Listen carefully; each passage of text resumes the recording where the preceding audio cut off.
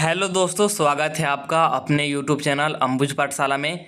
तो इस वीडियो में हम लोग JAC board weekly test class 12th का हिंदी इलेक्टिव का most important viral question paper देखने वाले हैं, जो कि कल यानी कि 24 अगस्त को आपके एग्जाम में देखने को मिलेगा।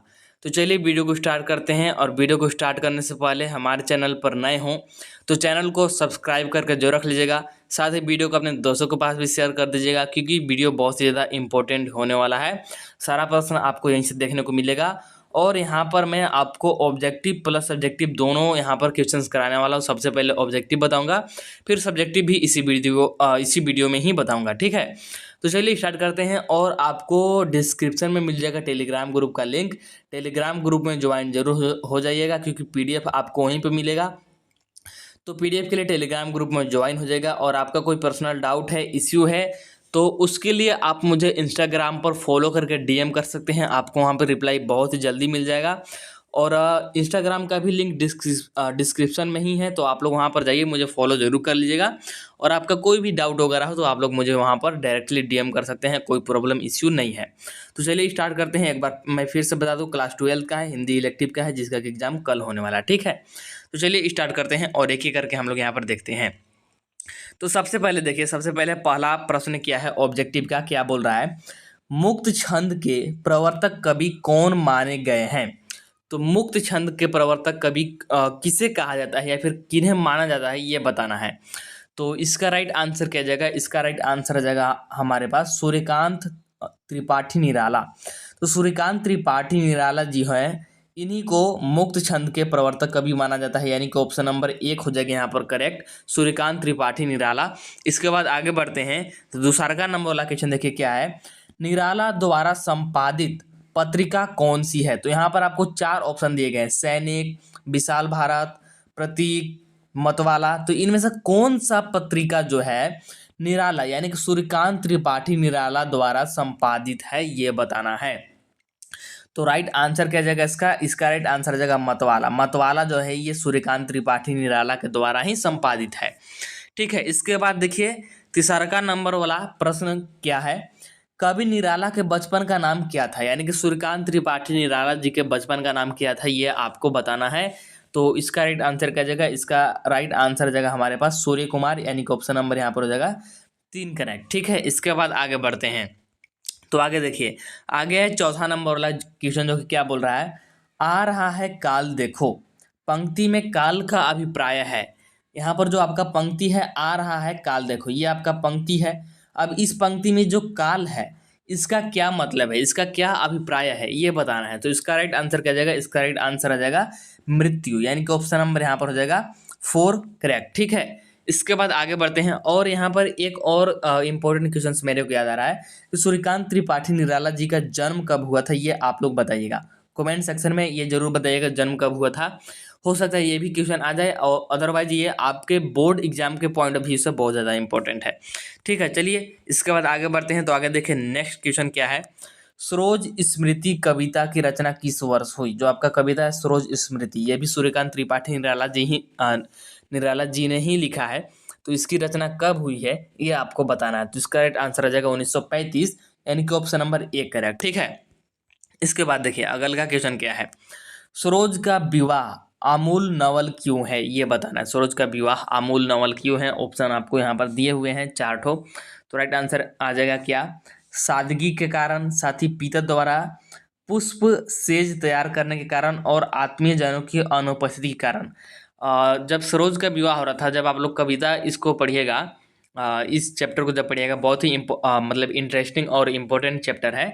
तो इनके विवाह में कोई भी नहीं आता है, तो वही हो गया आत्मीय जन के अनुपस्थिति के कारण, और पिता जी इनका खुद पुष्प से तैयार करते हैं, और शादी के कारण भी, यानी कि ऑप्शन नंबर यहाँ पर आ जाएगा इसका राइट, ऑप्शन नंबर 4, यानी कि ये सभी, ठीक है।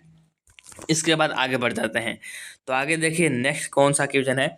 सरोज के संदर्भ में किसका रूप नजर आता है, यहाँ पर बताना है। तो राइट आंसर इसका क्या जाएगा, राइट आंसर आ जाएगा कवि की पत्नी का। कवि की पत्नी जो है मतलब जिस प्रकार कवि की पत्नी थी उसी प्रकार यहाँ पर सरोज भी मतलब इनका सौंदर्य था। तो इसीलिए ऑप्शन नंबर यहाँ पर हो जाएगा ए राइट, कवि की पत्नी का। इसके बाद देखिए नेक्स्ट क्वेश्चन क्या है। सरोज के विवाह पर कौन आमंत्रित थे। तो यहाँ पर बताना है समाज या फिर मित्र बंधु या फिर आत्मीयजन या फिर कोई नहीं। तो इसका राइट आंसर आ जाएगा कोई नहीं। सरोज का भी यहाँ पर किसी को भी आमंत्रण नहीं मिला था, कोई भी नहीं गया था, इसीलिए ऑप्शन नंबर यहाँ पर आ जाएगा 4 करेक्ट, कोई नहीं। इसके बाद आगे बढ़ते हैं। तो आगे देखिए नेक्स्ट क्वेश्चन क्या है कि संचार शब्द की उत्पत्ति चर शब्द से हुई है, जिसका अर्थ होता है जो संचार शब्द है ना, इसका उत्पत्ति चर शब्द से हुई है। तो इस चर का मतलब यहाँ पर क्या है या फिर संचार का मतलब क्या है बताना है। तो इसका राइट आंसर क्या जाएगा, इसका राइट आंसर आ जाएगा चलना। क्या क्या मतलब है, चलना, ठीक है। इसके बाद देखिए अगला का क्वेश्चन क्या है कि भारत में हिंदी का प्रथम समाचार पत्र कौन सा है।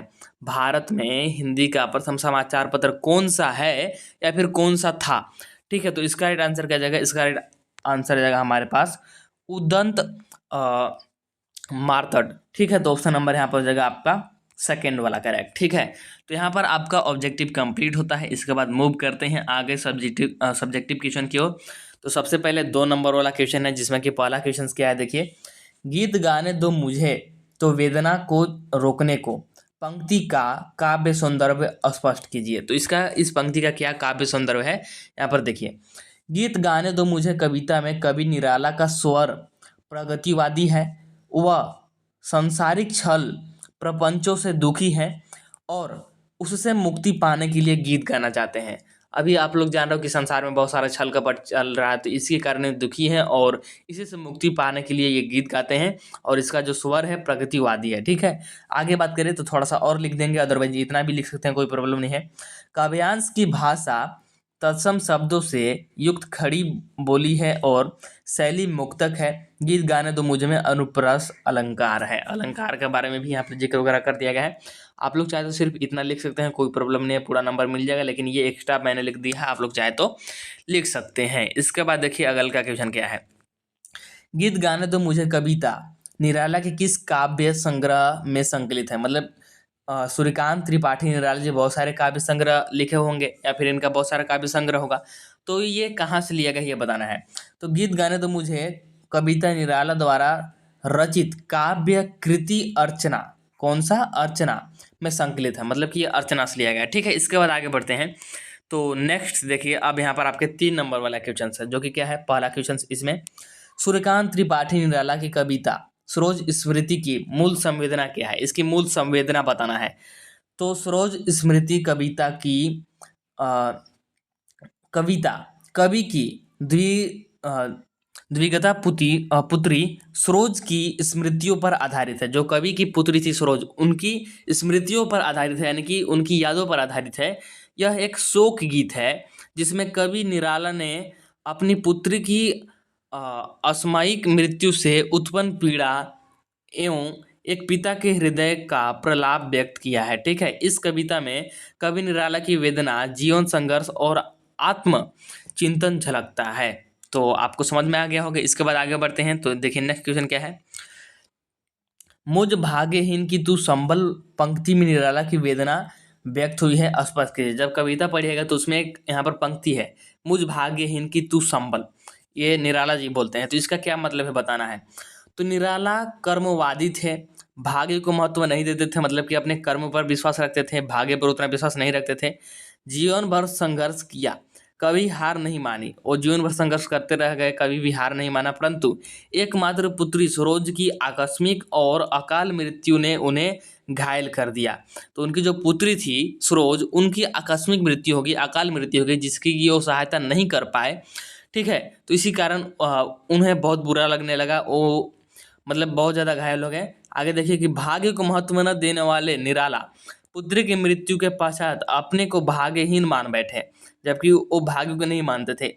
इस शब्द में निराला की गहरी पीड़ा व्यक्त हुई है। इससे क्या पता चल रहा है कि वो गहरी पीड़ा में है, ठीक है। इसके बाद आगे देखिए, अब यहाँ पर है आपका नेक्स्ट क्वेश्चन, जो कि क्या है, निम्नलिखित काव्यांश को ध्यानपूर्वक पढ़कर उनकी सप्रसंग व्याख्या कीजिए। काव्यांश क्या है, गीत गाने दो मुझे तो वेदना को रोकने को, चोट खाकर राह चलते होश के भी होश छूटे, हाथ जो पथाए थे ठग ठाकुरों ने रात लूटे, कंठ रुकता जा रहा है आ रहा है काल देखो, ठीक है। तो ये आपको यहाँ पर पंक्ति दिया गया है, इसका सप्रसंग व्याख्या करना है। तो सबसे पहले संदर्भ की बात कर लेते हैं। तो प्रस्तुत काव्यांश सूर्यकांत त्रिपाठी निराला की कविता गीत गाने दो मुझे से लिया गया है, यहाँ पर आप लोग लिख देते हैं। यह कविता उनके काव्य संग्रह अर्चना 1950 से संकलित है।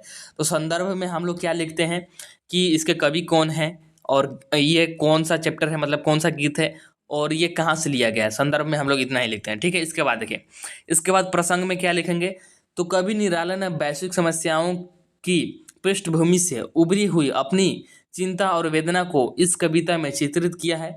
कवि का व्यथित हृदय अपनी वेदना को रोकने, उसे समाप्त करने तथा नवीन आशा के संचार के लिए गीत गाने की इच्छा व्यक्त कर रहा है। मतलब कि ये किस पर है, ये हम लोगों ने बात कर लिया।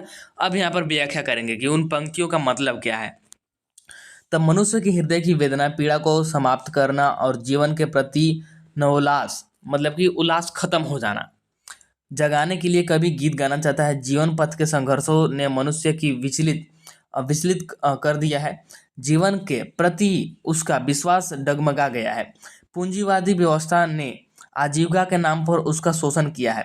अब तो ऐसा लगता है कि उनके सामने साक्षात काल अर्थात मृत्यु आ गया है।